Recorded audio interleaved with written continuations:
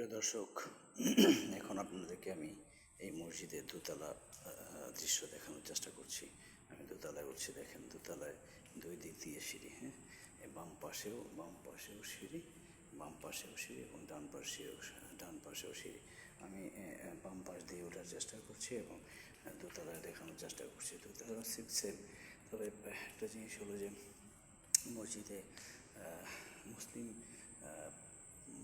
মসজিদে যে মুসল্লির সংখ্যা খুবই কম, মানে নাই বললেই চলে। আজকে আমি নামাজ পড়েছি মাত্র 5 জন।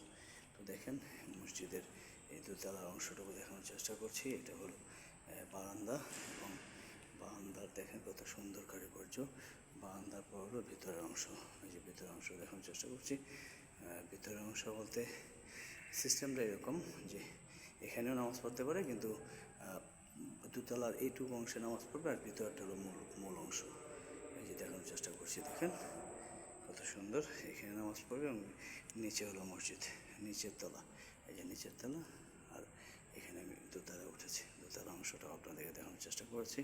এবং আপনারা যদি আমার পাশে থাকেন, অবশ্যই আমি আরও সুন্দর সুন্দর জিনিস আপনাদেরকে, সুন্দর সুন্দর স্থাপনা সব কিছুই দেখানোর চেষ্টা করব। আমি দোতলা থেকে এই যে নিচতলায় ভিডিও করছি, নিচতলা দেখানোর চেষ্টা করছি দোতলা থেকে। Thank you.